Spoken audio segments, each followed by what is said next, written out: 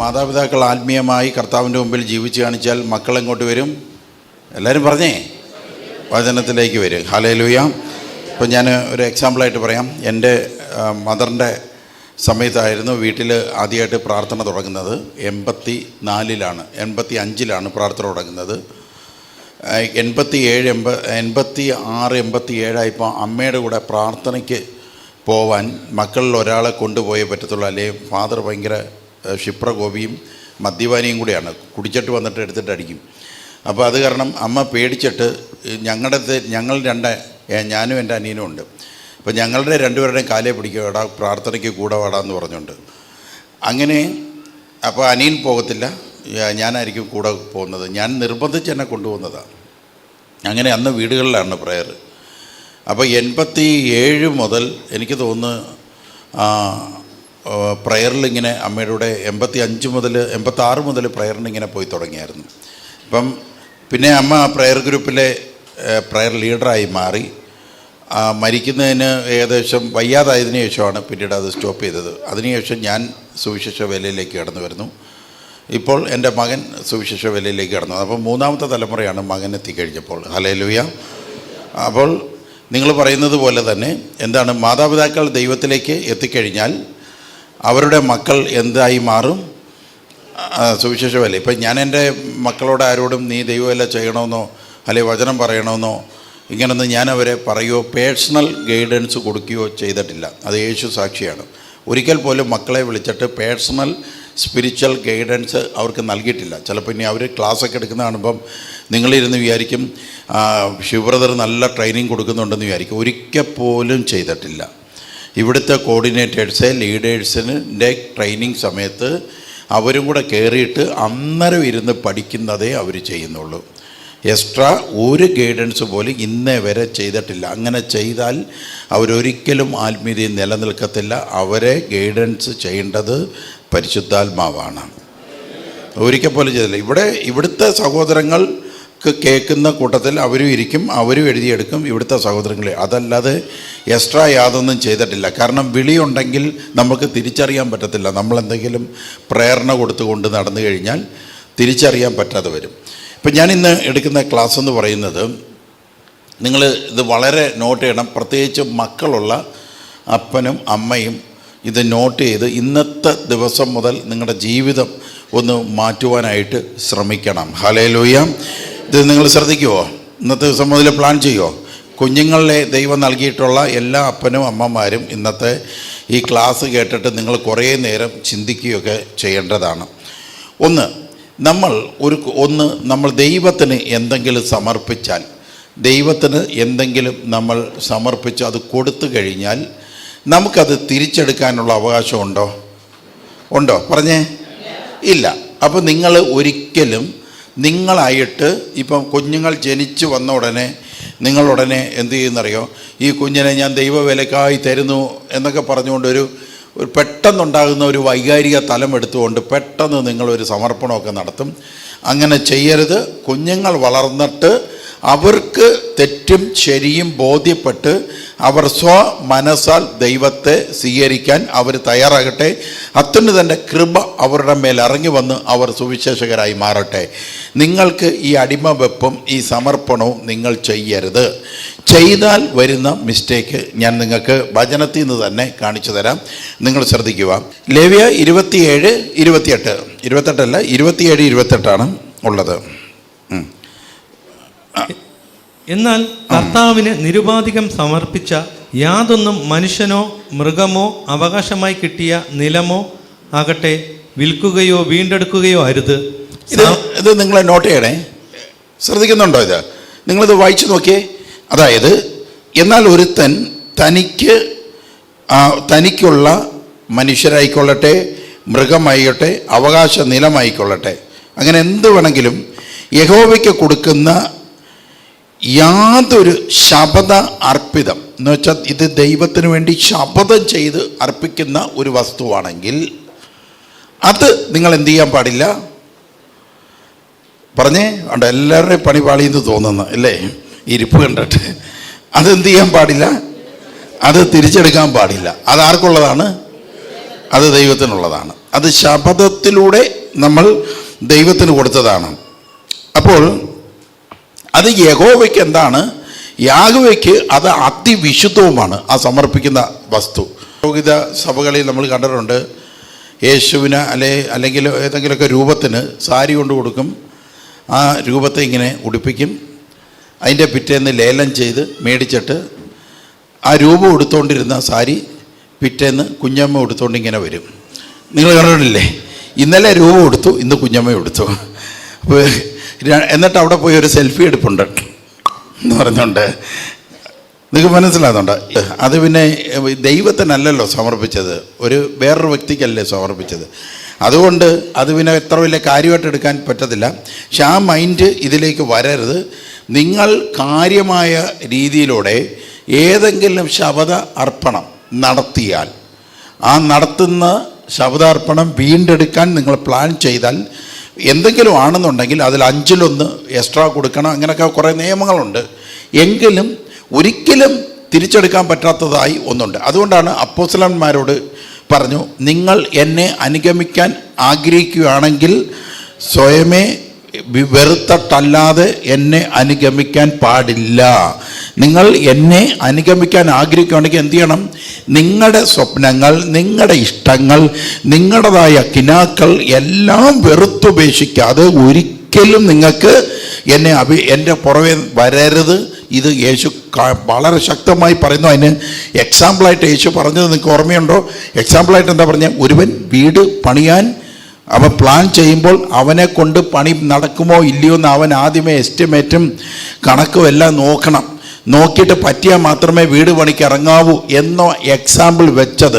യേശുവിൻ്റെ കൂടെ നടക്കാൻ നിനക്ക് പറ്റുമോ പറ്റത്തില്ലയോ എന്നുള്ളത് ഇറങ്ങുന്നതിന് മുമ്പ് നീ പ്ലാൻ ചെയ്യണം. നിനക്ക് ഭാവിയുണ്ട്, നിനക്ക് മരണം വരും, നിനക്ക് അടക്കം വരും. ഈ സമയത്തൊക്കെ പ്രതികൂല അവസ്ഥകൾ വന്നാൽ ഞാൻ എന്ത് ചെയ്യും എന്ന് നേരത്തെ പ്ലാൻ ചെയ്ത് അതിനകത്തൊരു സൊല്യൂഷൻ കണ്ടെത്തി അതിനകത്തൊരു വിശ്വാസം നേടിയെടുത്തതിന് ശേഷമേ ബൈബിളുമായിട്ട് സ്വതന്ത്രമായി ഇറങ്ങാൻ പാടുള്ളൂ. ഇതാണ് യേശു പറയുന്നത്. ഹല്ലേലൂയ. അങ്ങനെ ഇറങ്ങുമ്പോൾ ഇനി ശ്രദ്ധിക്കേണ്ടത്, അപ്പോൾ വീണ്ടെടുക്കുമ്പോൾ ശ്രദ്ധിക്കണമേ. കർത്താവിന് സമർപ്പിച്ച കാര്യമാണെങ്കിൽ ശ്രദ്ധ വെച്ചോണം. ഇവിടെ ഞാൻ നിങ്ങളത് പറയുന്നത്, കർത്താവിന് സമർപ്പിച്ച, ഒരിക്കലും ഞാൻ തിരിച്ചു വരികയില്ല എന്ന് പറഞ്ഞ് സമർപ്പിച്ച കുറച്ച് വിശുദ്ധന്മാരും നീതിമാന്മാരും പ്രവാചകരും ഉണ്ട്. അവരുടെ വഴിയിലൂടെ നമ്മൾ അല്പസമയം യാത്ര ചെയ്യാം. അതിൽ നമുക്ക് ഏലി പ്രീസ്റ്റിനെ നമുക്കറിയാം, ഏലി പുരോഹിതനെ അല്ലേ? നിങ്ങൾക്ക് ഓർമ്മയുണ്ടോ? അദ്ദേഹം കർത്താവിന് സമർപ്പിച്ച ആളാണ്. അത് നിങ്ങളെല്ലാം പറഞ്ഞു, മാതാപിതാക്കൾ ദൈവത്തിൻ്റെ കൂടെയാണെങ്കിൽ മക്കളും ദൈവത്തിൻ്റെ കൂടെ ആകും എന്ന് പറഞ്ഞു. ഞാൻ ഉറപ്പ് പറയുന്നു, മാതാപിതാക്കൾ ദൈവത്തിൻ്റെ കൂടെ നടന്നാലും മക്കൾ ദൈവത്തിൻ്റെ കൂടെ ആകത്തില്ല. ഞാൻ തിരിച്ചാ പറയുന്നത്. ഒരുപാട് ഉദാഹരണങ്ങൾ അതുവഴി കാണാൻ സാധിക്കും. ഇന്ന് നമ്മൾ എടുത്തു കഴിഞ്ഞാൽ ഏറ്റവും കൂടുതൽ തെറ്റുകൾ ചെയ്യുന്നത്, തിന്മകൾ ചെയ്യുന്നത് ഈ കല്യാണം കഴിക്കുന്ന അച്ഛന്മാരുണ്ടല്ലോ ചില സഭകളിൽ, അവരുടെ മക്കളും പാസ്റ്റർമാരുടെ മക്കളുമാണ്. ഏറ്റവും കൂടുതൽ എവിടെ ചെന്നാലും ഇവരാണ്. ഇവരെ ചോദ്യം ചെയ്തു കഴിഞ്ഞാൽ ഒന്നെങ്കിൽ അപ്പൻ അച്ഛനായിരിക്കും, അല്ലെങ്കിൽ അപ്പൻ പാസ്റ്ററായിരിക്കും. അപ്പോൾ പാസ്റ്ററിൻ്റെ മക്കൾ വഴിതെറ്റുന്നു, അച്ഛന്മാരുടെ മക്കൾ വഴിതെറ്റുന്നു. എന്താണ് കാരണം? എന്താണ് കാരണം? ഞാൻ എപ്പോഴും പറയും, സ്വന്തം വീടുകളിൽ സുവിശേഷമില്ല. മൈക്കിൻ്റെ തുമ്പി വരുമ്പോൾ മാത്രമാണ് നമുക്ക് എന്തുള്ളത്? ആത്മാവുള്ളത്, ശിഷ്യനുള്ളത്, നമുക്ക് പിന്നെ വചനത്തോട് കൂറുള്ളതെല്ലാം ഈ മൈക്ക് ഇങ്ങനെ കയ്യിലിരിക്കുമ്പോൾ മാത്രമേ ഉള്ളൂ. മൈക്ക് താഴെ വെച്ച് കഴിഞ്ഞാൽ നമുക്ക് ഇതെല്ലാം നഷ്ടപ്പെട്ടു പോകുന്ന ഒരവസ്ഥ നമുക്കെല്ലാവർക്കും ഉണ്ട്. ഇത് കണ്ടു വളരുന്ന മക്കൾക്ക് മനസ്സിലാവും, കുടുംബം മുന്നോട്ട് പോകാൻ തിരഞ്ഞെടുത്ത ഒരു അടവാണ് സുവിശേഷം. കുടുംബത്തിലെ കാര്യങ്ങൾ നടക്കാനും, ഫീസുകൾ, സ്കൂൾ ഫീസ് അടയ്ക്കാനും, വസ്ത്രങ്ങൾ മേടിക്കാനും, ഗിഫ്റ്റുകൾ കുടുംബത്തിൽ ഒരുപാട് കിട്ടാനും, വരുന്നവർ സ്പ്രേ, സോപ്പ്, ചീപ്പ്, ഇതെല്ലാം കൂടെ അയ്യോ ഞങ്ങളുടെ ധ്യാനഗുരുവാ, അയ്യോ ഞങ്ങളുടെ പാസ്റ്ററാ, അല്ലെങ്കിൽ ഞങ്ങളുടെ പള്ളിയിലെ അച്ഛനാ എന്ന് പറഞ്ഞുകൊണ്ട് കൊണ്ടു കൊടുക്കാനൊക്കെ ഇതൊരു നല്ലൊരു വഴിയാണ്. അതേസമയം ഒരു എഞ്ചിനീയറായോ ഒരു വക്കീലായോ അല്ലെങ്കിൽ ഒരു കാർ ഡ്രൈവറായോ ഓട്ടോറിക്ഷ ഡ്രൈവറായി ഒരുത്തൻ ഇരുന്ന് കഴിഞ്ഞാൽ അവൻ ഒരു സമ്മാനം പോലും സഹോദരൻ പോലും കൊണ്ടു കൊടുക്കത്തില്ല.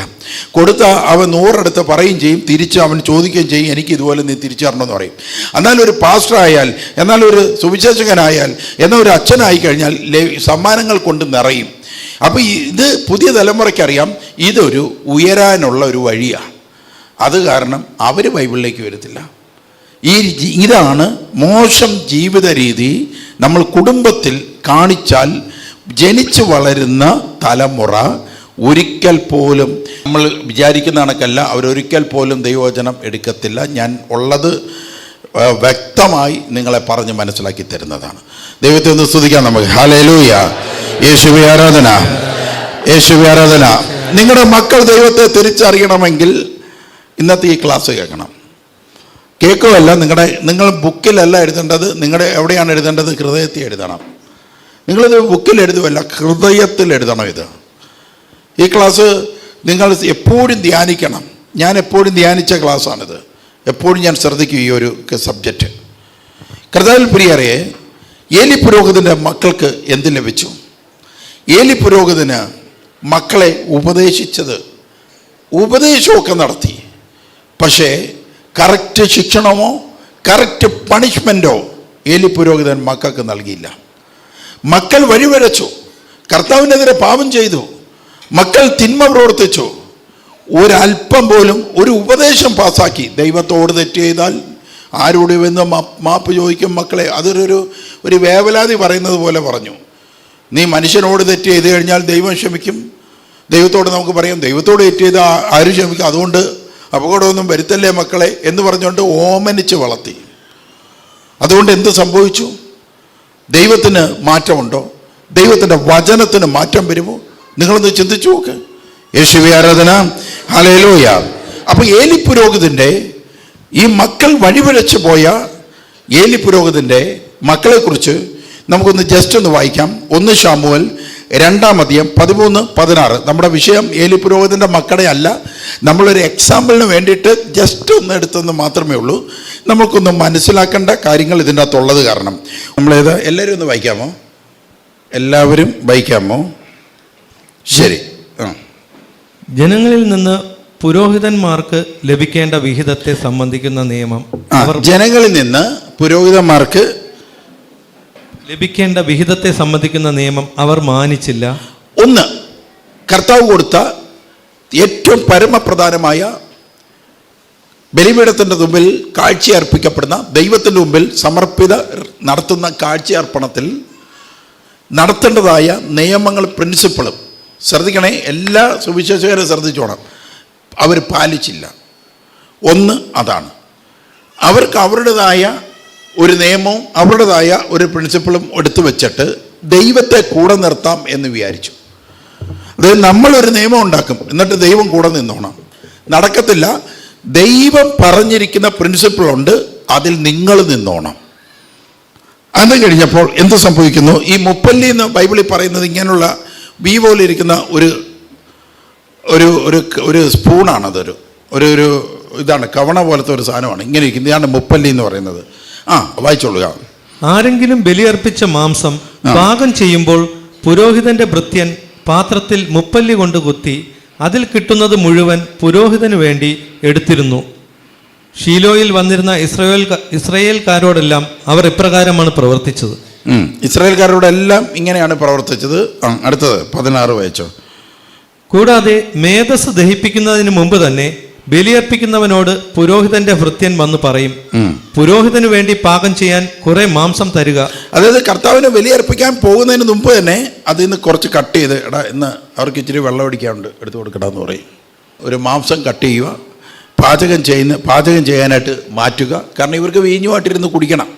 ബാക്കിയൊക്കെ ദഹിപ്പിച്ച് എന്താന്ന് വെച്ചാൽ പ്രാർത്ഥന എന്താന്ന് വെച്ചാൽ നമുക്ക് ചെയ്ത് കളയാം എന്ന് പറഞ്ഞാൽ, അപ്പോൾ എത്രമാത്രം ദൈവത്തിൻ്റെ ശുശ്രൂഷയോട് അവർക്ക് യാതൊരു വാല്യൂ ഇല്ല. അവരതിനെയൊക്കെ ഒരു ജോബായിട്ടാണ് കണക്ക് കൂട്ടുന്നത്. ഇത് ജോലി. ഞാൻ രാവിലെ വന്ന് ഇങ്ങനെ കുന്തിരിക്കം എടുത്ത് പോയിക്കണം, ഇങ്ങനെ കാണിക്കണം, ജോലിയാണിത്. അല്ലാതെ അതിൻ്റെ അകത്ത് വേറൊന്നും അവരൊന്നും കാണുന്നില്ല. അതുപോലെ നിങ്ങളിവിടെ ശ്രദ്ധിക്കുക, നമ്മൾ ഈ മൈക്കിൻ്റെ മുമ്പ് ഇവിടെ വന്നിട്ട് ഒരു പാട്ടുമൊക്കെ എടുക്കുന്നു, സ്വോത്രഗാനങ്ങൾ പാടി പുകഴ്ത്തിയിടുമേ ഇങ്ങനെയൊക്കെ പറഞ്ഞ് പാടുമ്പം കൊയർ ഗ്രൂപ്പും കൂടെ കേൾക്കാനാണ് പറയുന്നത്.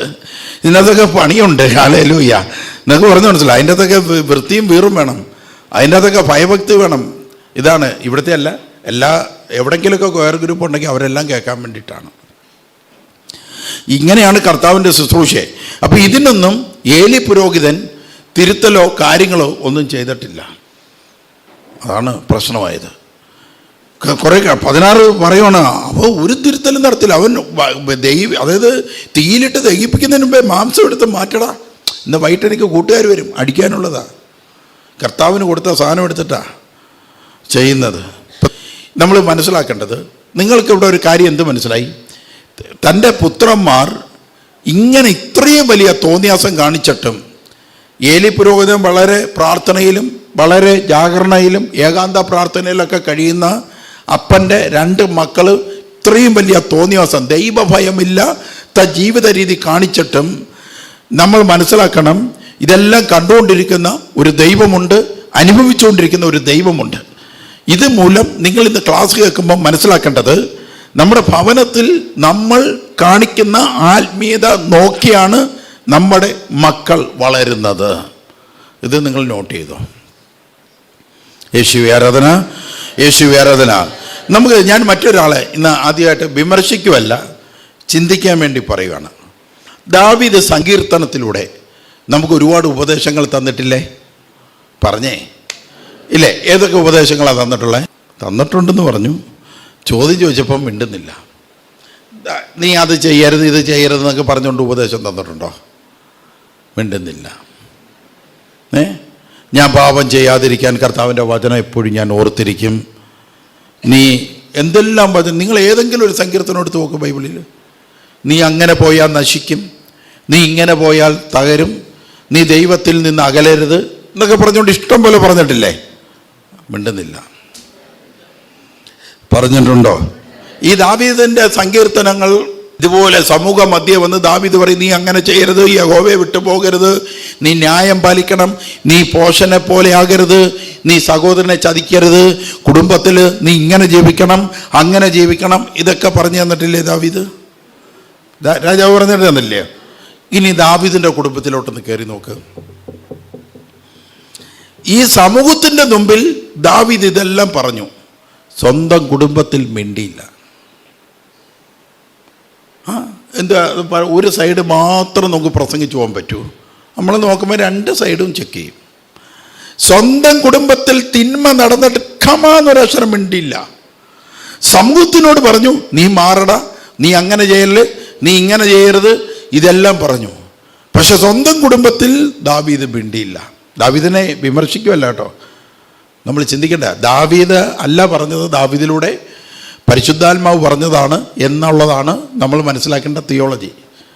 ദാവീദിലൂടെ പരിശുദ്ധാത്മാവ് നമുക്ക് നൽകിയതാണ് സങ്കീർത്തനം. പക്ഷേ ദാവീദിൻ്റെ ഹൃദയത്തിലോ അതവൻ വചനം രാവും പകലും സൂക്ഷിച്ചു. ദാവീദ് രാജാവ് എല്ലാം സൂക്ഷിച്ചിരുന്നു. പക്ഷേ ദാവീദ് രാജാവ് വചനം രാവും പകലും സൂക്ഷിച്ചിരുന്നു, ദൈവത്തോട് കൂറ് പുലർത്തിയിരുന്നു. അനുദപിച്ചതിന് ശേഷം അദ്ദേഹം പാപം ചെയ്തില്ല, അദ്ദേഹം വിശുദ്ധ ജീവിതം നയിക്കാൻ മാക്സിമം ശ്രമിച്ചു. പക്ഷേ അദ്ദേഹത്തിന് ചില തെറ്റുകൾ പറ്റി. സ്വന്തം കുടുംബത്തിൽ തൻ്റെ ഭക്തി തന്നോടൊത്തു തന്നെ നിർത്തി. സ്വന്തം കുടുംബത്തിൽ സ്വന്തം മക്കളോട് ഇത് തെറ്റാണ്, ഇത് ശരിയല്ല, ഈ വഴി പോയാൽ നീ നശിക്കും എന്ന് കർശന താക്കീത് കൊടുക്കാൻ ദാവീദ് പലതിലും പരാജയപ്പെട്ടു എന്നുള്ളത് നാം മനസ്സിലാക്കണം. ഹല്ലേലൂയ. മറിച്ച് ഞാൻ ദാവീദ് ഒരു പാപിയായിട്ടല്ല ഇവിടെ പറയുന്നത്. ഇതാണ് പാസ്റ്റർമാർക്കും ഇതാണ് അച്ഛന്മാർക്കും ഇതാണ് സുവിശേഷകർക്കും സംഭവിച്ചതാണ്. നാട്ടുകാരെ മൊത്തവും നമ്മളിങ്ങനെ പറയും, ശരിയാകുക ശരിയാകുക ശരിയാകുമെന്ന് പറയും. നമ്മുടെ കുടുംബത്തിലുള്ള മോളെയോ മോനെയോ നമ്മൾ നോക്കുന്നില്ല. ഹല്ലേലൂയ, യേശുവേ ആരാധന. ദാവീദ് ലോകത്തോടെല്ലാം പറഞ്ഞു. ദൈവാത്മാവാണ് ദാവീദിലൂടെ സംസാരിച്ചത്, ദാവീദിൻ്റെ സ്വന്തം ബുദ്ധിയിൽ നിന്ന് വന്നതല്ല. അതുകൊണ്ടാണ് നമ്മൾ ആ സങ്കീർത്തനത്തെ സ്വീകരിക്കുന്നത്. പക്ഷേ ദാവീദിൻ്റെ ഹൃദയം അത് ഏറ്റെടുത്തു. ദാവീദ് വിശുദ്ധനായിട്ട് ജീവിക്കാൻ മാക്സിമം ശ്രമിച്ചു. ദൈവം പറഞ്ഞു, ഇവനെപ്പോലെ ഒരു മനുഷ്യനെ ഞാൻ കണ്ടിട്ടില്ലെന്ന് പറയത്തക്ക വിധത്തിൽ ദാവീദ് മാറി. പക്ഷെ ദാവീദിന് സ്വന്തം കുടുംബത്തെ നേടാൻ പറ്റിയില്ല. ഞാനൊന്ന് തെളിയിച്ചു തരട്ടെ. നിങ്ങൾക്ക് എവിടേക്കോ കല്ല് അടിക്കുന്നുണ്ടില്ലയോ? ദാവീദ് രാജാവിനെ പറഞ്ഞപ്പം തെളിയിച്ചു തരാം ഞാനത്. നിങ്ങൾക്ക് 2 ശമൂവേൽ 19:22 ഒരു സംഭവമുണ്ട്, ഞാൻ പറഞ്ഞു തരാം. നിങ്ങൾ വായിച്ചു കഴിഞ്ഞാൽ ഇപ്പം തീരത്തില്ല. നിങ്ങൾ ആദ്യം ബൈബിൾ എടുത്തരാം. 2 ശമൂവേൽ, അതിൽ അമ്നോൻ എന്ന് പേരുള്ള ഒരു മോനെക്കുറിച്ച് അത് പറയുന്നുണ്ട്. അത് അറിയാമോ? ഈ അമ്നോന് താമാർ എന്ന് പറയുന്ന തൻ്റെ സഹോദരിയോട്, അവൾക്ക് വലിയ പ്രായമൊന്നുമില്ല, തൻ്റെ സഹോദരിയോട് ഒരു ഇഷ്ടം തോന്നി. ആ സംഭവമാണ്. അതറിയാമോ? ഇഷ്ടം തോന്നിയിട്ട് അവൻ എന്തു ചെയ്തു? റേപ്പ് ചെയ്തു. ഈ പെൺകുട്ടിയെ അടവിൽ റൂമിൻ്റെ അകത്ത് വിളിച്ചു വരുത്തി റേപ്പ് ചെയ്തു. റേപ്പ് കഴിഞ്ഞപ്പോൾ അവൻ അങ്ങേ അറ്റം ഈ സഹോദരിയെ വെറുത്തു. എന്നിട്ട് എൻ്റെ റൂമിൽ നിന്ന് അടിച്ച് പുറത്താക്കുമെന്ന് പറഞ്ഞു. അങ്ങനെ ആയി കഴിഞ്ഞപ്പം ഈ താമാറിൻ്റെ പെങ്ങൾ കരയുന്ന കണ്ടപ്പോൾ അവന് സഹിച്ചില്ല. ആങ്ങളമാർക്ക് നൊന്തു. ആങ്ങള പറഞ്ഞു, എടീ നിനക്ക് ഞാനുണ്ട്, ഞാൻ നിൻ്റെ ബ്രദറാണ്, ഞാൻ ഉണ്ട്, ഞാനിതിന് പ്രതികാരം ചെയ്യും എന്ന് പറഞ്ഞുകൊണ്ട് പെങ്ങളെ ആശ്വസിപ്പിക്കാൻ ഒരു ഗുഡ് ആങ്ങളെയായിരുന്നു, ആശ്വസിപ്പിക്കാൻ മാക്സിമം ശ്രമിച്ചു. അങ്ങനെ ആയിരുന്ന സമയത്ത് ഈ 2 ശമൂവേൽ 13:19 മുതൽ 22 വരെയാണ്. ഓക്കെ, വായിച്ചോളുക. 13:19 മുതൽ. താമാർ തലയിൽ ചാരം വിതറി താൻ ധരിച്ചിരുന്ന നീണ്ട അങ്കി വലിച്ചു കീറി തലയിൽ കൈവച്ച് ഉറക്കെ നിലവിളിച്ചു കൊണ്ടുപോയി. താമാറിന് ഇത് സംഭവിച്ചത് നിങ്ങളിവിടെ ശ്രദ്ധിക്കണമേ. സംഭവത്തിന് ശേഷം, അതായത് ആങ്ങള പെങ്ങളെ റേപ്പ് ചെയ്ത്, ദാവീദിൻ്റെ കുടുംബത്തിൽ അകത്ത് നടന്ന സംഭവമാണ്. റേപ്പ് ചെയ്ത് കഴിഞ്ഞപ്പോൾ അവൾ നോക്കി നോക്കണം, ഇത് കൽപ്പനാ ലംഘനം കൂടെയാണ്. ദൈവം പറഞ്ഞിട്ടുണ്ട് ആങ്ങളെ പെങ്ങളെ യൂസ് ചെയ്യാൻ പാടില്ല എന്ന പുറപ്പാട് പുസ്തകം, നിയമാവർത്തന പുസ്തകം, ഇങ്ങനെയുള്ള കൽപ്പന ലംഘനം കൂടെ ഇവിടെ നടന്നിരിക്കുകയാണ്. അപ്പോൾ ആ കൽപ്പന ലംഘനത്തിൽ ശ്രദ്ധിക്കുക, അവൾ നിരപരാധിയാണ് അക്കാര്യത്തിൽ. അത് കാരണം അവൾ എന്താ ചെയ്തതെന്നുള്ളത് ശ്രദ്ധിക്കുക, വായിച്ചോളുക. താമാർ തലയിൽ ചാരം വിതറി താൻ ധരിച്ചിരുന്ന നീണ്ട അങ്കി വലിച്ചു കീറി തലയിൽ കൈവച്ച് ഉറക്കെ നിലവിളിച്ചു കൊണ്ടുപോയി. അത് കഴിഞ്ഞപ്പം സഹോദരനായ അബ്സലോം അവളോട് പറഞ്ഞു, നിന്റെ സഹോദരൻ അമ്നോൻ നിന്റെ കൂടെ ആയിരുന്നുവോ? ആകട്ടെ സഹോദരി, സമാധാനമായിരിക്കുക, അവൻ നിന്റെ സഹോദരനാണല്ലോ, നീ ദുഃഖിക്കരുത്. അങ്ങനെ താമാർ സഹോദരനായ അബ്സലോമിന്റെ ഭവനത്തിൽ ദുഃഖിതയും ഏകാകിനിയുമായി കഴിഞ്ഞു. താമാർ സ്വന്തം സഹോദരൻ്റെ അബ്സലോമിൻ്റെ ഭവനത്തിൽ ദുഃഖിതയും ഏകാന്തതയുമായി കിടന്നു. ചേട്ടാനിയ മക്കളാണിത്, താമാറും ഇതെല്ലാം. അങ്ങനെ വളരെ വിഷമത്തിൽ ഇങ്ങനെ കഴിഞ്ഞു. ഭയങ്കര സങ്കടമായിരുന്നു. പക്ഷെ മാതാപിതാക്കൾ ഇടപെട്ട്, ഈ ഒരു കുടുംബമാണെങ്കിലും മാതാപിതാക്കൾ ഇടപെട്ട് ഇവരുടെ കല്യാണം നടത്തിയിരുന്നുവെങ്കിൽ അത് ഇത് റേപ്പായതിൻ്റെ പേരിൽ ഇത് പാപമായി മാറി. എന്ന് വെച്ചാൽ വിവാഹത്തിന് മുമ്പ് അവൾ വ്യഭിചാരം ചെയ്തു എന്ന ലിസ്റ്റിലാണ് ഈ മിസ്റ്റേക്ക് വരുന്നത്. അപ്പോൾ അത് കാരണമാണ് അത് ഇസ്രായേലിന്, രാജ്യത്തിന് മൊത്തം കളങ്കമായിട്ടാണ് ഒരു രാജകൊട്ടാരത്തിൽ ഇത് സംഭവിച്ചാൽ അതിനെ ജനങ്ങൾ കണക്കാക്കുന്നത്. അപ്പോൾ അത് മൂലവും ഇവൾ കുറ്റബോധത്തിലും ഇവൾ പാപബോധത്തിലും ഇവൾ സ്വന്തം സഹോദരൻ്റെ വീട്ടിൽ പുറത്തിറങ്ങാതെ ഇങ്ങനെ കരഞ്ഞുകൊണ്ടിരിക്കുക. ഇത് കാണുന്നത് സ്വന്തം സഹോദരനാണ്. ഇനിയാണ് നിങ്ങൾ നോട്ട് ചെയ്യേണ്ടത്. ഇനി നോട്ട് ചെയ്യുമ്പോൾ ഒരു പ്രത്യേക രസകരമായ ഒരു കാര്യം നിങ്ങൾക്ക് കാണാൻ പറ്റും. ഇനി വായിച്ചോളുക. ദാവീദ് രാജാവ് ഇത് കേട്ടപ്പോൾ ദാവീദ് രാജാവ് ഇത് കേട്ടപ്പോൾ അത്യന്തം കോപിച്ചു, ഭയങ്കരമായി കോപം ഉണ്ടാക്കി. അത് കഴിഞ്ഞ് അബ്സലോം ആകട്ടെ അമ്നോനോട് ഗുണമോ ദോഷമോ പറഞ്ഞില്ല. ഗുണമോ ദോഷമോ പറഞ്ഞില്ല. അബ്സലോനാകട്ടെ ഒരാളോടും ഒന്നും പറഞ്ഞില്ല, ദാവീദും മിണ്ടിയില്ല. ഒന്ന് കോപം കാണിച്ചു, അവിടെ കൊണ്ട് സ്റ്റോപ്പ് ചെയ്തു. യാതൊരു പണിഷ്മെൻറ്റും നടത്തിയില്ല. ഈ കുറ്റം ചെയ്ത ആ മകനെ ഒരു പണിഷ്മെൻറ്റിനും ദാവീദ് തയ്യാറായില്ല. ഒരു കോപവും വലിയ ബഹളവും ഒച്ചപ്പാടും നടത്തി, അത്രേ ചെയ്തോളൂ. അവിടെയാണ് ദാവീദിന് മിസ്റ്റേക്ക് വന്നത്. അവിടെയാണ്. ഹല്ലേലൂയ, ഹല്ലേലൂയ, യേശുവേ ആരാധന. അതുകൊണ്ട് എന്ത് സംഭവിച്ചു?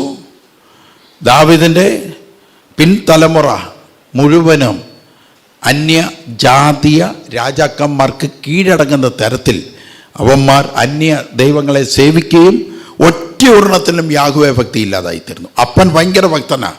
മക്കളുടെ പിൻതലമുറ എടുത്തു കഴിഞ്ഞാൽ ഒറ്റ ഒരെണ്ണത്തിനും ഭക്തിയില്ല. എല്ലാവരും ബാലിൻ്റെ പുറകെ പോയി, എല്ലാവരും അശൂരിൻ്റെ പുറകെ പോയി, എല്ലാവരും വ്യഭിചാരത്തിൻ്റെ പുറകെ പോയി. സോളമൻ, സ്വന്തം പുത്രനായ സോളമൻ, അവൻ പോലും വ്യഭിചാരിയായി തീർന്നു. അതാണ് നമ്മൾ അതിൻ്റെ അകത്ത് ഒരു സൈക്കോളജി ഉണ്ട്. അതും കൂടെ ശ്രദ്ധിക്കണം. അതായത് ദാവീദിന് വ്യഭിചാരത്തിലുണ്ടായത്, വിവാഹം കഴിച്ചതിന് ശേഷമാണ് വ്യഭിചാരത്തിലുണ്ടായ കുഞ്ഞും മരിക്കുകയും പിന്നീട് അവളെ വിവാഹം കഴിക്കുകയും ആ വിവാഹത്തിൽ ഉണ്ടായതാണ് സോളമൻ രാജാവ്. വിവാഹത്തിന് ശേഷം ഉണ്ടായതാണ്. പക്ഷേ ഈ ലേഡിയെ ദൈവത്താൽ നിയോഗിക്കപ്പെട്ട് വന്നതല്ല. ഈ ലേഡിയെ കൽപ്പന ലംഘനം മൂലം ഇവളെ വിവാഹം കഴിക്കുകയും ഇവളുമായി വ്യഭിചാരം എന്ന് പറയുന്ന ഒരു വൻ വിപത്ത് ഇവളുമായി നടന്നിട്ടുണ്ട്. അതുകൊണ്ട് ആ ഒരു മാനസിക ആത്മാവ് അല്ലെങ്കിൽ ആ ഒരു നെഗറ്റീവ് സോള് ഈ കുടുംബജീവിതത്തിൻ്റെ അകത്തുണ്ട്. എന്നൊക്കെ പറഞ്ഞു മനസ്സിലാകുന്നുണ്ടോ? അതുകൊണ്ട് ഈ കുടുംബജീവിതത്തിൻ്റെ അകത്ത് വന്ന ഈ നെഗറ്റീവ് സോൾ എന്ന കർത്താവിൻ്റെ കൽപ്പന ലംഘിച്ച് മണിയറ കളങ്കപ്പെടുത്തുക, വ്യഭിചാരം എന്ന് പറയുന്ന വലിയ പാപങ്ങൾ നമ്മുടെ ദാവീദിൻ്റെ രീതിയിൽ നടന്നു. അനുദപിച്ചു, പ്രാർത്ഥിച്ചു. അന്ന് യേശുക്രിസ്തുവിൻ്റെ ക്രൂശ് മരണം നടക്കാത്തത് കാരണം പാപമോചനം ലഭിക്കത്തില്ല. അത് കാരണം എന്ത് സംഭവിച്ചു? നേരെ ഉണ്ടായ മകൻ സോളമൻ രാജാവ് പക്ക എത്ര വിവാഹം കഴിച്ചിട്ടും മതിയാവത്തില്ല. അതുകൂടാതെ കൽപ്പന ലംഘനം നടത്തി വിവാഹം നടത്തി. അതുകൊണ്ട് അങ്ങനെ അതിലും രസമെന്ന് പറഞ്ഞു കഴിഞ്ഞാൽ, ഞാൻ എത്യോപ്യയിൽ പോയ സമയത്ത് എത്യോപ്യയിൽ ഷേബാരാജ്ഞിയുടെ കൊട്ടാരം കാണാനായിട്ട് പോയി. അങ്ങനെ കൊട്ടാരം ഞങ്ങൾ കണ്ട്, അത് വെള്ളം സ്റ്റോർ ചെയ്യുന്നത് എവിടെയായിരുന്നു, മണിയറ എവിടെയാണ്, വിസിറ്റിംഗ് ഹാള്, ദർബാർ ഹാൾ എവിടെ, ഇങ്ങനെയൊക്കെ ഞങ്ങളിങ്ങനെ പഠിച്ചുകൊണ്ടിരിക്കുക. അങ്ങനെ പഠിച്ചുകൊണ്ടിരിക്കുന്ന സമയത്ത് ഞാൻ ഗൈഡിനോട് ചോദിച്ചു, ഈ സോളമൻ രാജാവിനെ കാണാൻ പോയിട്ട് പിന്നെ തിരിച്ചു വന്നപ്പോൾ പുള്ളി ശേബരാജ്ഞി ഗർഭിണിയായിരുന്നു എന്ന് പറഞ്ഞു. അപ്പോൾ ബൈബിളിൽ എന്തുവാണ് പറഞ്ഞിരിക്കുന്നത്? ശേബരാജ്ഞി സോളമൻ രാജാവിൻ്റെ സുഹൃതങ്ങൾ കേൾക്കാൻ പോയി എന്നാണ് ബൈബിളിൽ പറയുന്നത്. പക്ഷേ ചരിത്രങ്ങളിൽ പറയുന്നത് പുള്ളിക്കാരി ഗർഭിണിയായിട്ടാണ് തിരിച്ചു വന്നത്. സോളമൻ രാജാവ് വിവാഹം കഴിച്ചു അവളെ കണ്ടപാടെ, അല്ലാതെ ചുമ്മാ ഒന്ന് റേപ്പ് ചെയ്തൊന്നും ഗർഭിണിയാക്കിയതൊന്നുമല്ല, വിവാഹം കഴിച്ചു. അങ്ങനെ അവൾ എത്യോപ്യയിൽ വന്നിട്ട് അവൾ പ്രസവിച്ചു. ആ പ്രസവിച്ച ആ തലമുറ അവരെ കറുത്ത യഹൂദർ എന്നാണ് വിളിക്കുന്നത്.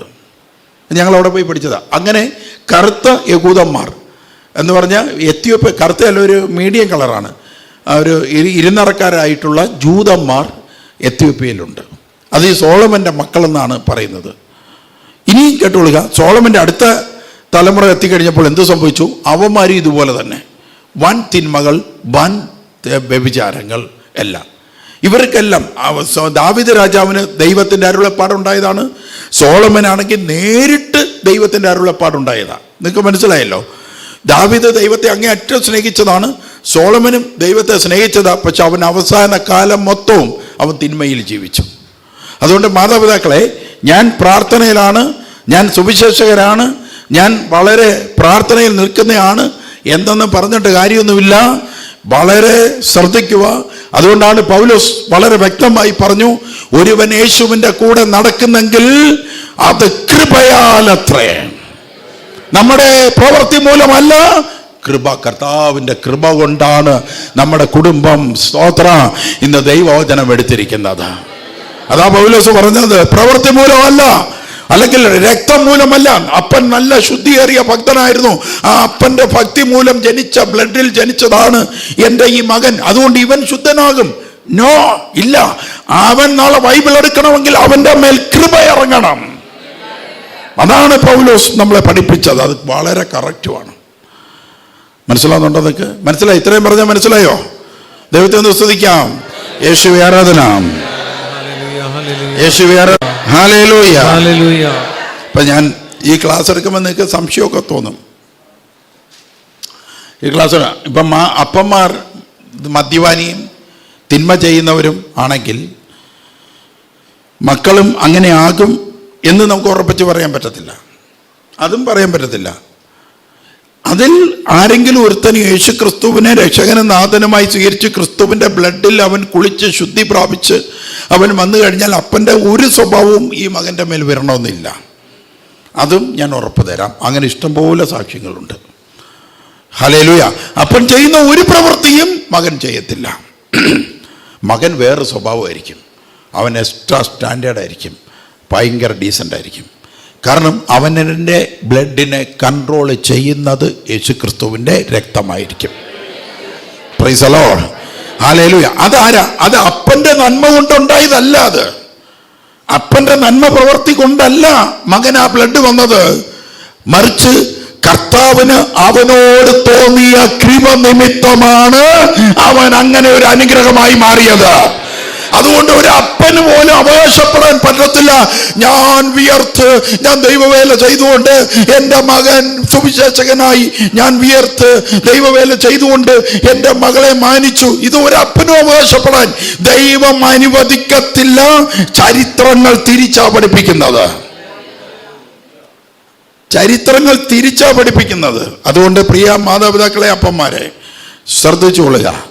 മക്കൾക്ക് ഇതാണ് വഴി, ഈ വഴി കൂടെ പോകണമെന്ന് നിങ്ങൾ ശക്തമായ ഭാഷയിൽ അവരെ ഉപദേശിച്ചില്ല എങ്കിൽ നിങ്ങൾക്ക് നല്ല കുഞ്ഞുങ്ങളായിരിക്കും, നിങ്ങളെ നോക്കുന്നവരായിരിക്കും, നിങ്ങളെ സ്നേഹിക്കുന്നവരായിരിക്കും, പക്ഷേ ദൈവത്തിന് അവരുമായി യാതൊരു ബന്ധവും കാണത്തില്ല.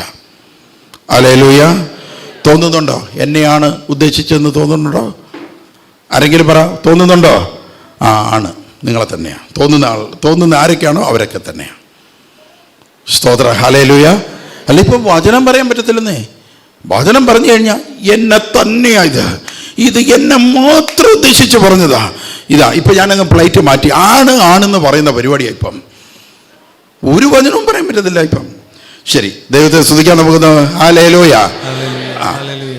യേശുവേ ആരാധന, യേശുവേ ആരാധന, യേശുവേ ആരാധന. സ്തുതിക്കുന്നു. ഹല്ലേലൂയ. യേശുവേ ആരാധന, ആരാധന, ആരാധന. യേശുവേ ആരാധന. നിങ്ങൾ ഈ ഹോസിയയുടെ ഒരു പ്രവചനമുണ്ട്. ആ പ്രവചനത്തിൽ അതിൽ നമ്മളൊന്ന് നോട്ട് ചെയ്യേണ്ട കാര്യം ഇതാണ്. അത് ഹോസിയ 4-ാം അധ്യായത്തിൽ നമുക്കതിൻ്റെ 3 വായിക്കാമോ? നമുക്ക് ജസ്റ്റ് ഒന്ന് വായിച്ചു പോകാം. അതിനാൽ ദേശം വിലപിക്കുന്നു, അതിലെ സകല നിവാസികളും ക്ഷയിക്കുന്നു. വയലിലെ മൃഗങ്ങളും ആകാശത്തിലെ പറവകളും സമുദ്രത്തിലെ മത്സ്യങ്ങളും പോലും അപഹരിക്കപ്പെടുന്നു. എന്നാൽ ആരും തർക്കിക്കേണ്ട, കുറ്റപ്പെടുത്തുകയും വേണ്ട. പുരോഹിത, നിനക്കെതിരെയാണ് എൻ്റെ ആരോപണം. പട്ടാപ്പകൽ നീ കാലിടറി വീഴും, പ്രവാചകനും രാത്രി നിന്നോടൊപ്പം കാലിടറി വീഴും. നിന്റെ അമ്മയെ ഞാൻ നശിപ്പിക്കും. അജ്ഞത നിമിത്തം എൻ്റെ ജനം, പരിജ്ഞാനമില്ലായ്മയാൽ എൻ്റെ ജനം നശിച്ചു പോകുന്നു. പരിജ്ഞാനം ത്യജിക്കുന്നത് കൊണ്ട് നീ എനിക്ക് പുരോഹിതന് ആയിരിക്കാത്ത വണ്ണം ഞാൻ നിന്നെയും ത്യജിക്കും. നീ ഉണ്ടോ? ഈ 6 നിങ്ങളൊന്ന് വായിക്കാമോ? 6 ഒന്ന് വായിക്കാമോ? ഈ പ്രത്യേകിച്ച് പ്രാർത്ഥനയിലായിരിക്കുന്നവരും ഒക്കെ ഈ 6-ാമത്തെ വാക്യം ഒന്ന് ശ്രദ്ധിച്ചൊന്ന് വായിച്ചേ. 6-ാമത്തെ വാക്യം. നിന്റെ അമ്മയെ ഞാൻ നശിപ്പിക്കും. അജ്ഞത നിമിത്തം എന്റെ ജനം നശിക്കുന്നു. നീ വിജ്ഞാനം തിരസ്കരിച്ചതുകൊണ്ട് എന്റെ പുരോഹിതനായിരിക്കുന്നതിൽ നിന്ന് നിന്നെ ഞാൻ തിരസ്കരിക്കുന്നു. നീ എന്റെ ദൈവത്തിന്റെ കൽപ്പന വിസ്മരിച്ചതുകൊണ്ട് ഞാനും നിന്റെ സന്തതികളെ വിസ്മരിക്കും. ഇപ്പം നമ്മളിവിടെ എന്താ പറയുന്നത്? പരിജ്ഞാനക്കുറവ് എന്ന് പറഞ്ഞാൽ നമ്മൾ ദൈവത്തിൻ്റെ കൂടെ നടന്ന് പരിജ്ഞാനം മേടിച്ച് അത് കുടുംബത്തിലേക്ക് നമ്മൾ കൊടുക്കണം. ദൈവത്തിൻ്റെ കൂടെ നടന്ന് എന്ത് മേടിക്കണം? പരിജ്ഞാനം മേടിക്കണം. പരിജ്ഞാനം മേടിച്ച് ദൈവത്തിന് പിന്നെ കുടുംബത്തിൽ കൊടുക്കണം, മക്കൾക്ക് കൊടുക്കണം. ഓരോരുത്തർക്കായിട്ട് നമ്മൾ ആ പരിജ്ഞാനം നൽകണം. ആ പരിജ്ഞാനത്തിൻ്റെ കുറവ് കാരണം കുടുംബത്തിലുള്ളവർ നശിക്കും. നമ്മൾ ഓരോ സംഭവങ്ങൾ നടക്കുമ്പോഴും നമ്മളിങ്ങനെ പറയണം. നമ്മൾ ഒരുപാട് ഞാൻ എൻ്റെ മക്കൾക്ക് ആർക്കും ഇങ്ങനെ നിരത്തി പിടിച്ച് ഉപദേശം കൊടുക്കാറില്ല.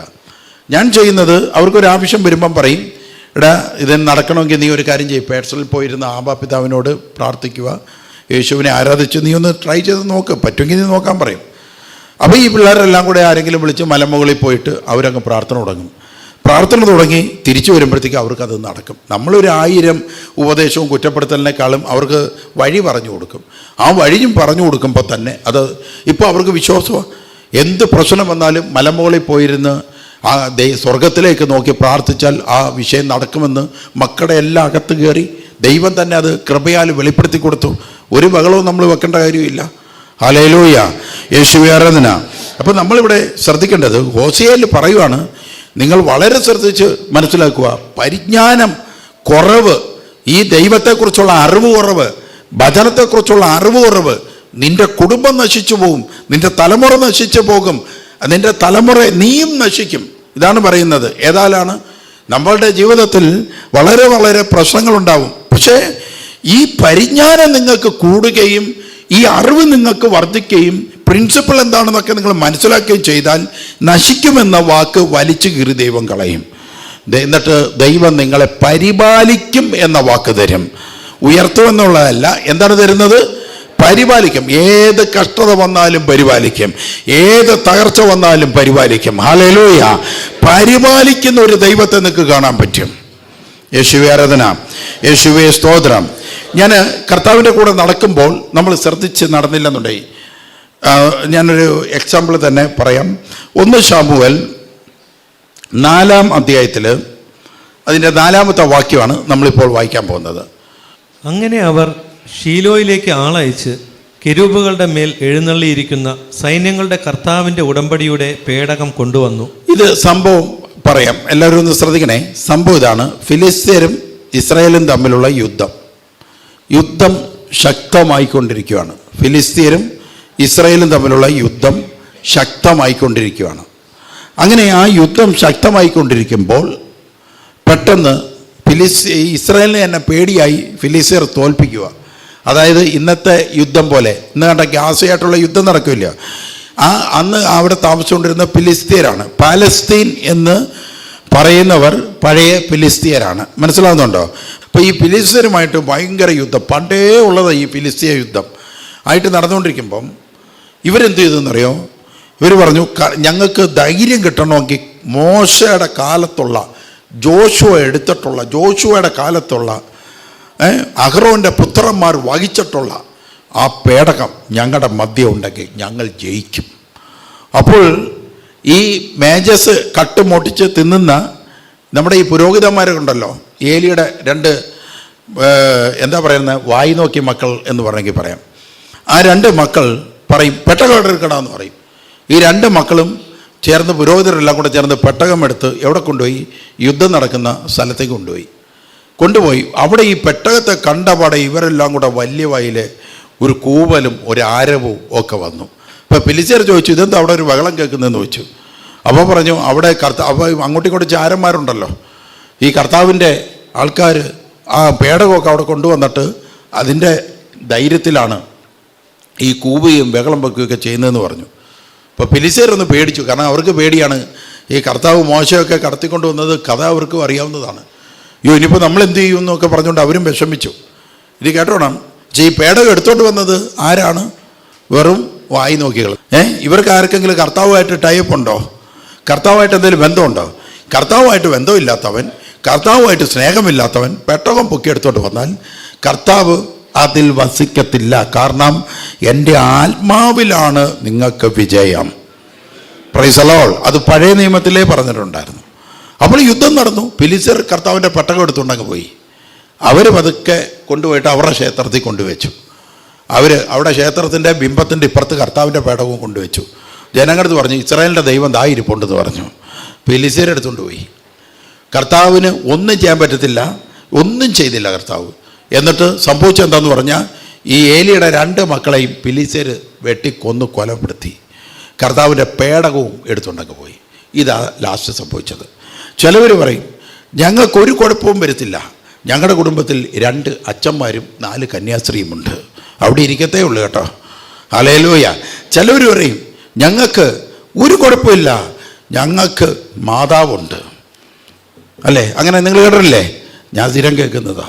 ഈ കൗൺസിലിങ്ങിന് ഇരുന്നാൽ ഇതേ കേൾക്കാനുള്ളൂ.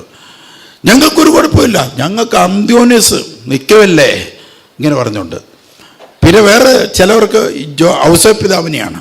എന്തോ നമ്മുടെ വെട്ടുകാട് ക്രിസ്തുരാജുണ്ട്, എല്ലാം താങ്ങുമെന്ന് പറയും.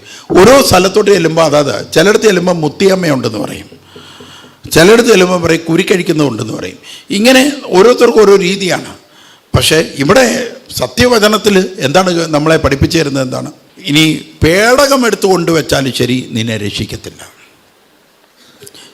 അതായത് ജോർദാൻ 2 മാറ്റിയ പേടകത്തിൻ്റെ ശക്തി ഫിലിസ്ത്യരുടെ മുമ്പിൽ മിണ്ടാതെ നിന്നു.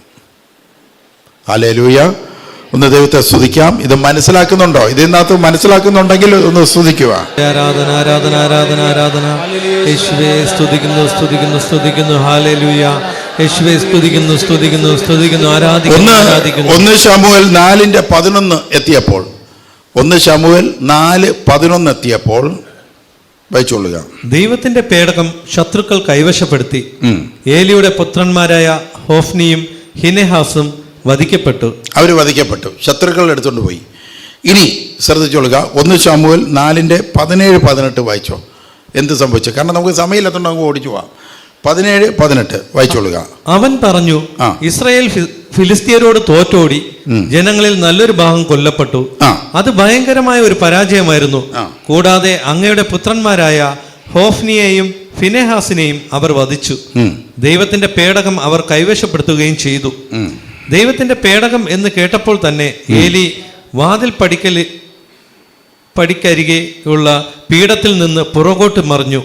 വൃദ്ധനും ക്ഷീണിതനുമായ അവൻ കഴുത്തൊടിഞ്ഞു മരിച്ചു. അവരാണോ അവനാണോ? അവൻ. അവൻ. അപ്പം ഇത് കേട്ടോണേ. അപ്പോൾ ഇത് വളരെ ശ്രദ്ധിക്കുക. ഏലി എന്ന് പറഞ്ഞാൽ അന്നത്തെ ഈ ഹൈറ്റ്, ഇപ്പോഴത്തെ നമ്മുടെ ഈ ഇന്ത്യൻ കൾച്ചറിൽ നമ്മൾ ഈ വാതുക്കൽ കാണരുത്, ഹൈറ്റ് കൂടുതലാണ്. ആ ഹൈറ്റ് കൂടുതലുള്ള വാതുക്കപ്പടിയിൽ ആളിരുന്നതാണ്. തൻ്റെ പുത്രനും തൻ്റെ ജനവും കർത്താവിൻ്റെ പേടകവും എല്ലാം തീർന്നു, എല്ലാം എടുത്തുകൊണ്ട് പോയി ഫിലിസ്തീയർ കൊണ്ടുപോയി എന്ന് കേട്ട് കഴിഞ്ഞപ്പോഴത്തേക്ക് പുള്ളി തലകറങ്ങി തറയിൽ വീണതാണ്. അടിച്ച് തറയിൽ വീണു, പെടലി ഒടിഞ്ഞു, മരിച്ചു. നോക്കിയേ, കർത്താവിൻ്റെ ഒരു പുരോഹിതൻ മരണപ്പെട്ടത് എങ്ങനെയാണെന്ന് നോക്കി.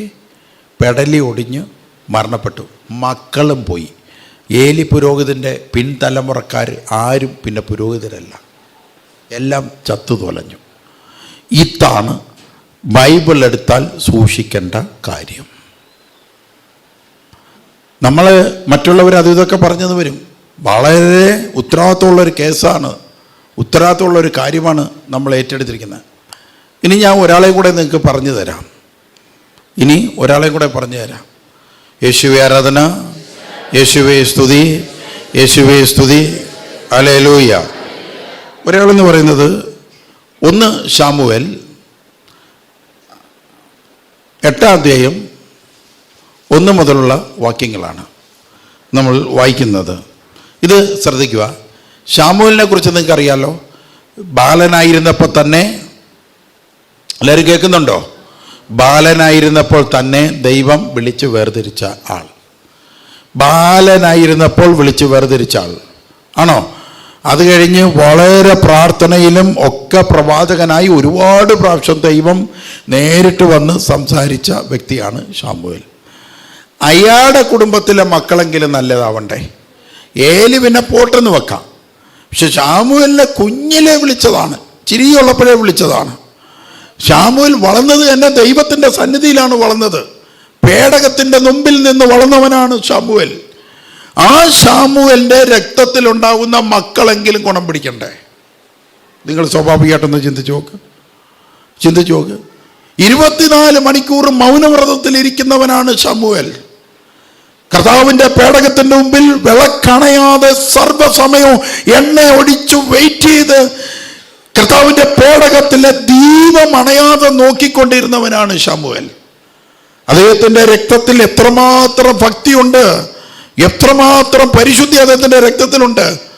ആ രക്തത്തിൽ ജനിച്ച സന്താനമെങ്കിലും അടുത്ത തലമുറയ്ക്ക് മാതൃകയാകണ്ടേ? സ്വാഭാവികമല്ലയോ? ആ ചോദ്യം കറക്റ്റ് അല്ലേ? പക്ഷെ സംഭവിച്ചത് എന്താണ്? സംഭവിച്ചത് 1 ശമൂവേൽ 8-1 വാക്യം ഒന്ന് വായിച്ചോളുക. ശമൂവേൽ വൃദ്ധനായപ്പോൾ മക്കളെ ഇസ്രായേലിൽ ന്യായാധിപന്മാരായി നിയമിച്ചു. ശമൂവേൽ വൃദ്ധനായി. ഏതാ? നമ്മുടെ കുഞ്ഞ് ശമൂവേൽ ഇപ്പോൾ ആരായി മാറിയിരിക്കുവാണ്? വൃദ്ധനായി. അപ്പോൾ എന്ത് സംഭവിച്ചു? മക്കളെ എന്താക്കി മാറ്റി? ശരി, വായിച്ചോളുക. മൂത്ത മകൻ ജോയേലും രണ്ടാമൻ അബിയായും ബേർഷായയിൽ ന്യായാധിപന്മാരായിരുന്നു. അവർ പിതാവിന്റെ മാർഗം പിന്തുടർന്നില്ല. പണമായിരുന്നു അവരുടെ ലക്ഷ്യം. അവർ കൈക്കൂലി വാങ്ങുകയും അനീതി പ്രവർത്തിക്കുകയും ചെയ്തിരുന്നു. എങ്ങനെയുണ്ട് അടുത്ത അപ്പൻ്റെ മക്കൾ? ഇപ്പൊ എങ്ങനെയുണ്ട് പറഞ്ഞേ?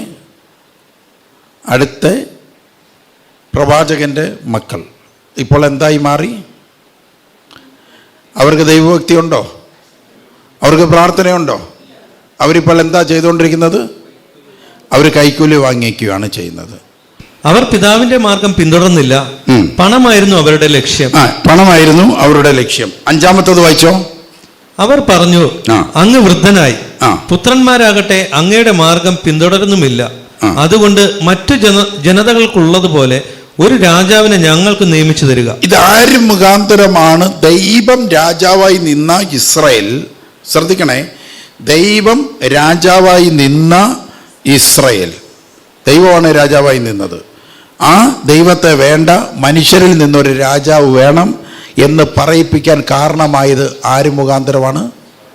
പറഞ്ഞേ, വചനം കേട്ടവർ പറഞ്ഞേ, ആര് മുഖാന്തരം? ശമൂവേലിൻ്റെ പുത്രന്മാർ മുഖാന്തരം. ഈ രാവിലെ മുതൽ, കുഞ്ഞിലെ മുതൽ, നിങ്ങളിത് നോട്ട് ചെയ്യും, കുഞ്ഞിലെ മുതൽ കർത്താവിൻ്റെ പേടകത്തിൻ്റെ മുമ്പിൽ കടന്ന് തപസ് ഇരുന്നവൻ്റെ മക്കൾ അവസാനം ദൈവത്തിൻ്റെ രാജഭരണം കൂടെ എടുത്ത് കളയിപ്പിച്ചു. ദൈവത്തിൻ്റെ രാജഭരണം ഇസ്രായേലിൽ നിന്ന് എടുത്ത് കളയിപ്പിച്ചത് ഈ ശമൂവേലിൻ്റെ മക്കളാണ്. രാവിലെ കുഞ്ഞിലെ മുതൽ എവിടെ ഇരുന്നതാണ്? എവിടെ ഇരുന്ന? പേടകത്തിൻ്റെ മുമ്പിൽ ഇരുന്നതാണ്. കുഞ്ഞിലെ മുതൽ ആ മക്കൾ തന്നെ എടുത്ത് കളയിപ്പിച്ചു. ഇനി നിങ്ങൾ പറ, അപ്പനും അമ്മയും പ്രാർത്ഥനയിലായാൽ മക്കളും പ്രാർത്ഥനയിൽ വരുമോ? എന്താ ഇപ്പം വേണ്ടാത്തത്? കൃപ. നിങ്ങൾ പ്രാർത്ഥിക്കേണ്ട മക്കളുടെ മേൽ കൃപ ഇറങ്ങാൻ പ്രാർത്ഥിക്കണം. അഥവാ നിങ്ങളുടെ മക്കൾ പ്രാർത്ഥനയിലായിട്ടുണ്ടെങ്കിൽ അത് നിങ്ങളുടെ ഗുണം കൊണ്ടോ നിങ്ങളുടെ രക്തം കൊണ്ടോ അല്ല, ദൈവം അവരെ വിളിച്ചത് നിമിത്തമാണ്. നിങ്ങൾക്കതിൽ ഒരു അവകാശവും ഇല്ല. ഹല്ലേലൂയ. നിങ്ങൾക്ക് ഒരു അവകാശവും മക്കളുടെ കാര്യത്തിൽ പറയാനില്ല. യേശുവേ ആരാധന, യേശുവേ ആരാധന. ഹല്ലേലൂയ. ഇതുണ്ടോ? ഇതിക്കുള്ള എന്ത് വേണം നിങ്ങൾക്ക് തെളിവുകളായിട്ട്? സോളമൻ്റെ പുത്രന്മാരുടെ പറയണോ? വേണ്ടല്ലോ, പറയേണ്ട കാര്യമില്ല. അധികമായി ബൈബിളിൽ തന്നെ കിടപ്പുണ്ട്. നിങ്ങൾക്കറിയാമോ, ഇസ്രായേലിൽ നിന്നിരുന്ന പെസഹാബലി, ഇസ്രായേൽ ആരും പെസഹയൊന്നും അർപ്പിക്കുന്നില്ലായിരുന്നു. ഈ പെസഹയൊക്കെ നടത്തിച്ചതും ഇസ്രായേലിനെ ഒരു സിസ്റ്റമാറ്റിക് ആക്കി എടുത്തത് ഒരു രാജാവാണ്. ആ രാജാവിൻ്റെ പേര് പറയാമോ? മോശയ്ക്ക് ശേഷം, ജോഷുവയ്ക്ക് ശേഷം ഇവർ പെസഹയൊന്നും അർപ്പിച്ചിട്ടില്ല. പിന്നെ പെസഹ, ഇന്ന് കാണുന്ന പെസഹ പോലത്തുള്ള കാര്യങ്ങളും സിനഗോഗുകളും ഈ പ്രാർത്ഥനകളും ബലിയർപ്പണങ്ങളും കൂടാരത്തിരുന്നാളും പെസഹ തിരുനാളും ഒക്കെ രണ്ടാമത് ഇസ്രായേലിൽ കൊണ്ടുവന്ന് പഠിപ്പിച്ച് ജനങ്ങളെ കൊണ്ട് അത് നടത്തിച്ചത് ഒരു രാജാവാണ്. ആർക്ക് പറയാൻ പറ്റും? ജോസിയ രാജാവാണ്. മനസ്സിലായോ? അത് കറക്റ്റ് തന്നെ, ജോസിയാണ്. പക്ഷേ ഈ ജോസിയ രാജാവിൻ്റെ മരണം ആരെങ്കിലും പഠിച്ചിട്ടുണ്ടോ? ജോസിയ രാജാവിൻ്റെ മരണം എങ്ങനെയായിരുന്നു? ഇന്നത്തെ ദിവസം നിങ്ങളതൊന്ന് ചെക്ക് ചെയ്ത് നോക്ക്. ജോസിയ രാജാവ് എങ്ങനെയാണ് മരിച്ചത്? ഇത്രയും കാര്യങ്ങൾ സെറ്റ് ചെയ്ത ജോസിയ രാജാവ് എങ്ങനെ മരിച്ചു? ആർക്കെങ്കിലും കിട്ടിയോ? ബൈബിൾ കിട്ടിയോ? ജോസിയ രാജാവിൻ്റെ മരണം ഇന്ന് നിങ്ങൾക്കൊരു റിസർച്ചായിട്ട് ഞാൻ തന്നിരിക്കുക. നിങ്ങളതിന് ഉത്തരം കണ്ടുപിടിക്കണം. യൂത്ത് പിള്ളേരെല്ലാം കൂടെ ഒരുമിച്ച് കൂടിയിട്ട്, അല്ലെങ്കിൽ നിങ്ങൾക്ക് വാട്സപ്പ് ഗ്രൂപ്പ് ഉണ്ടെങ്കിൽ അതിൻ്റെ അകത്ത് ഈ വിഷയമായിട്ട് ചർച്ച ഇന്ന് ചർച്ച ചെയ്യാൻ എത്ര പേര് തയ്യാറാകുന്നു അവരൊക്കെ ഇന്നത്തെ ഗ്രൂപ്പുകളിൽ ചർച്ച ചെയ്ത് തുടങ്ങും. ജോസിയ രാജാവ് ഇത്രയും കാര്യങ്ങൾ, ഇത്രയും ട്രഡീഷൻസ്, വിശ്വാസങ്ങൾ സകലതും നിവർത്തീകരിച്ചതാണ്. എന്നിട്ടും ജോസിയ രാജാവിന് എന്തുകൊണ്ട് ഇങ്ങനെ ഒരു മരണം നടന്നു? ജാതീയ ദേവനാൽ കൊല്ലപ്പെടുകയാണ് ചെയ്തത്. എന്തുകൊണ്ട് അങ്ങനെ കൊല്ലപ്പെടാൻ കാരണമായി? ഇത് നിങ്ങളൊന്ന് ഇന്ന് വൈകുന്നേരം തന്നെ, ഈ ക്ലാസ് കഴിഞ്ഞാൽ ഉടനെ തന്നെ നിങ്ങൾ ഇത് സംസാരിക്കണം. ഹല്ലേലൂയ. ഇത് സംസാരിക്കണം, ഇത് ചർച്ച ചെയ്യണം. യേശുവിൻ്റെ നാമത്തിൽ സ്തുതിക്കുന്നു, ആരാധിക്കുന്നു. ഈ ക്ലാസ് നിങ്ങൾക്ക് പ്രയോജനമാകട്ടെ. എനിക്ക് ഈ ക്ലാസ് എടുത്തതിന് ഒരൊറ്റ ഉദ്ദേശമേ ഉള്ളൂ. മാതാപിതാക്കൾ ദൈവത്തെ അറിഞ്ഞാൽ മക്കളും ദൈവത്തെ അറിയും എന്നുള്ള വിശ്വാസം വളരെ നല്ലതാണ്. പക്ഷേ ആ വിശ്വാസം നമ്മുടെ ബ്ലഡ് മൂലമോ, അതാണ് ഞാൻ പറയാൻ പറ്റുന്നത്, നമ്മുടെ രക്തത്തിൻ്റെ ഗുണം കൊണ്ടോ നമ്മുടെ പ്രവൃത്തി കൊണ്ടോ അല്ല നമ്മുടെ മക്കൾ ദൈവവേലയിലെത്തിയത്. മറിച്ച് യേശു അവരെ അനാദികാലം മുമ്പേ കണ്ടു, വിളിച്ചു, വേർതിരിച്ചത് കൊണ്ടാണ്. ഇപ്പൊ വചനത്തിന് അർത്ഥം പിടികിട്ടിയോ? അവർക്ക് ഇതിൽ നിലനിൽക്കാൻ പറ്റുമോ? അല്ലാത്തവർക്ക് നിൽക്കാൻ പറ്റത്തില്ല. നമ്മൾ എത്ര നിർത്താൻ നോക്കിയാൽ ഇവര് നിൽക്കത്തില്ല. ആ നിൽക്കണമെങ്കിൽ ദൈവം ഇവരെ വിളിക്കണം, നിൽക്കണമെങ്കിൽ ദൈവം ഇവരെ തൊടണം, അല്ലെങ്കിൽ അവർ ദൈവത്തിന്റെ മുമ്പിൽ സമർപ്പിക്കപ്പെടണം, അല്ലാതെ അവർ നിൽക്കത്തില്ല. അതുകൊണ്ട് മക്കൾ ദൈവത്തിനെതിരെ, വചനത്തിനെതിരെ തെറ്റ് ചെയ്യുമ്പോൾ നിങ്ങൾ അത് മനസ്സിലാക്കണം. സാധാരണഗതിയിൽ എന്തുകൊണ്ടാണ് ഇത് സംഭവിക്കുന്നത്? സാധാരണ സംഭവിക്കുന്നതിൻ്റെ കാരണം, നമ്മൾ വീടുകളിൽ ഇരുന്ന് വില കൂടിയ ദൈവദാസന്മാരെ, ചിലപ്പം നല്ല മറ്റുള്ളവരാൽ റെസ്പെക്റ്റ് ചെയ്യുന്ന ദൈവദാസന്മാരെ നമ്മൾ പരിഹസിക്കുക, മക്കളുമായിട്ട് ചേർന്നിരുന്ന് കളിയാക്കുക. ഇതാണ് ഇപ്പോൾ കേരളത്തിൽ പല പുതിയ തലമുറകളും ഈ പ്രാർത്ഥനയിലേക്ക് വരാത്തതിൻ്റെ കാരണം മാതാപിതാക്കൾ ചെയ്ത ഉപദ്രവമാണ്. അവർക്കൊരു ഗ്രാമർ മിസ്റ്റേക്ക് പറഞ്ഞാൽ, അവർക്കൊരു തെറ്റ് പറഞ്ഞാൽ, അല്ലെങ്കിൽ ഏതെങ്കിലും ഒരു വേർഡ് അവരുടെ തെറ്റിപ്പോയാൽ, അനേകം പ്രസംഗങ്ങൾ നടത്തുമ്പോൾ ചിലപ്പോൾ ചില വാക്കുകളൊന്നും വരത്തില്ല. ഇപ്പം നമ്മളൊക്കെ 5 ദിവസത്തെ ധ്യാനം നടത്തുക, രാവിലെ മുതൽ വൈകുന്നേരം വരെയും സ്റ്റേജിൽ നിൽക്കുന്ന വ്യക്തിയാണെങ്കിൽ 3-ാമത്തെയോ 4-ാമത്തെയോ ദിവസം വരുമ്പോൾ പല വാക്കുകളും നമ്മുടെ നാവിൽ വരുത്തില്ല, ഉടക്കി പോകും. അത് സ്വാഭാവികമായിട്ട് സംഭവിച്ചു പോകും. അപ്പോൾ ആ വേഡ്സിനെയൊക്കെ പറഞ്ഞുകൊണ്ട് അവർ പരിഹസിക്കുകയാണ്, ചിരിക്കുകയാണ്, കളിയാക്കുകയാണ്. അപ്പോൾ കുഞ്ഞു മനസ്സ് മുതലേ ഇവർ പ്രവാചകന്മാരെയും ദൈവദാസന്മാരെയും കളിയാക്കുന്ന മാതാപിതാക്കളെ കണ്ട് വളർന്ന് ഇവർ യൗവനത്തിലേക്ക് എത്തിക്കഴിഞ്ഞപ്പോൾ ഇവർക്കിപ്പോൾ പ്രാർത്ഥിക്കണമെന്നില്ല, ഇവർക്കിപ്പോൾ ആരോടും റെസ്പെക്റ്റ് ഇല്ല, ആരോടും ബഹുമാനമില്ല. ആ അവസ്ഥയായി. ഇപ്പോൾ മാതാപിതാക്കൾ കിടന്ന് പറയുകയാണ്, എടാ ഒന്ന് പ്രാർത്ഥനയ്ക്ക് വാ, എടാ ഒന്ന് പ്രാർത്ഥനയ്ക്ക് വാ, എടാ ഒന്ന് നന്നാവ്, അയ്യോ ബ്രദറെ ഒന്ന് പ്രാർത്ഥിക്ക്, അയ്യോ പാസ്റ്ററെ, അയ്യോ അച്ഛാ പ്രാർത്ഥിന്. ഇത് തന്നെ ആര് പ്രാർത്ഥിച്ചാലെന്ത്? ഇതിനപ്പുറം കിടന്ന് ഈ പെട്ടകം എടുത്തുകൊണ്ട് പോയപ്പോൾ, ഏലി പുരോഹിതൻ്റെ മക്കൾ പെട്ടകം എടുത്തുകൊണ്ട് പോയപ്പം ഇതിനപ്പുറം കിടന്ന് നിലവിളിയും കൂവലും ഉണ്ടായതാ. എന്നിട്ട് ദൈവമൊന്നും ചെയ്തില്ല. ഹല്ലേലൂയ. ഇപ്പോൾ നിങ്ങളുടെ കുഞ്ഞുങ്ങൾ വളർന്നു വരുന്ന സമയമാണ്. ഇപ്പോൾ നിങ്ങൾ പ്രാർത്ഥിക്കേണ്ടത് എങ്ങനെയാണ്? അവരുടെ തലയെ കൈവച്ച് അവിടുത്തെ കൃപ ഇവരുടെ മേലുണ്ടാകണമേ. അതാണ് നിങ്ങൾ പ്രാർത്ഥിക്കേണ്ടത്. മക്കളുടെ തലയെ കൈവച്ച് പ്രാർത്ഥിക്കണം, ദൈവമേ നിന്റെ കൃപ ഇവരുടെ മേലുണ്ടാകണമേ. ഹല്ലേലൂയ. കൃപയ്ക്ക് വേണ്ടി പ്രാർത്ഥിക്കണം. കൃപയിൽ ദൈവം വഴി നടത്താൻ വേണ്ടി പ്രാർത്ഥിക്കണം. യേശുക്രിസ്തുവേ നീ അവരെ ദൈവവേലയ്ക്കായി വിളിക്കണമേ എന്ന് യേശുക്രിസ്തുവിനോട് നമ്മൾ പറയണം. അനാദികാലം മുമ്പ് എൻ്റെ കുഞ്ഞിനെ കണ്ടതാണെങ്കിൽ അവിടുന്ന് ഏറ്റെടുക്കണമേ, ഇങ്ങനെ പറഞ്ഞ് നിങ്ങൾ പ്രാർത്ഥിക്കണം. ഹല്ലേലൂയ. യേശുവേ ആരാധന, യേശുവേ സ്തുതി, യേശുവേ സ്തുതി. കർത്താവിൽ പ്രിയരെ, നമുക്ക് ഈ സമയം പ്രാർത്ഥിക്കാം. നമ്മൾ കർത്താവിൻ്റെ മുമ്പിൽ പറയുക, കർത്താവേ എൻ്റെ കുടുംബത്തിൽ എത്രമാത്രം ശ്രദ്ധയോടുകൂടിയാണ് ഞാൻ ജീവിക്കേണ്ടത്. ദാവീദായിട്ട് പോലും, സാമുവേൽ പ്രവാചകനായിട്ട് പോലും, ഇത്രയും ശക്തനായ വ്യക്തികൾ ഇവരെല്ലാം ദൈവം നേരിട്ട് ഇറങ്ങി വന്ന് സംസാരിച്ചതാണ് സോളമൻ. ഇവരായിട്ട് പോലും അവരുടെ പിൻതലമുറ എത്രമാത്രം നശിച്ചുപോയി. കർത്താവ് യേശുവേ, അവസാനം ദാവീദിൻ്റെയോടുള്ള സ്നേഹം, ദാവീദ് നിന്ന ആ വിശുദ്ധിയുടെ സ്നേഹം, അത് യേശുവിലെത്താൻ ദൈവം ഇടയാക്കി. കർത്താവേ, ഞങ്ങളുടെ കുടുംബത്തിൽ ഇതുപോലെ ആത്മാർത്ഥമായും അങ്ങയോടുള്ള സ്നേഹവും എത്രമാത്രം കാണിച്ചാലും ആ ഞങ്ങൾ കാണിക്കുന്ന സ്നേഹം ഞങ്ങളുടെ മക്കൾക്ക് പകർന്നു കൊടുക്കാൻ പറ്റിയില്ലെങ്കിൽ, ഞങ്ങൾ എത്രമാത്രം അങ്ങേ സ്നേഹിച്ചാലും ശരി, ഞങ്ങളുടെ മക്കൾ വഴിതെറ്റും. ഞങ്ങളുടെ മക്കൾ ഞങ്ങളിൽ നിന്ന്, ദൈവത്തിൽ നിന്നൊക്കെ അകന്നു പോകും. കർത്താവ്, ഇവിടെ എത്രമാത്രം ഉത്തരവാദിത്തമാണ്. ഞങ്ങൾ ദൈവത്തെ സ്നേഹിക്കുന്ന അതേ ഉത്തരവാദിത്തം തന്നെ ഞങ്ങളുടെ തലമുറയ്ക്ക് ഞങ്ങൾ കാണിക്കണം. അവരെ അതിലേക്ക് എത്തിക്കാൻ ഞങ്ങൾ നോക്കണം എന്ന് ഈ വചനത്തിലൂടെ മനസ്സിലായി.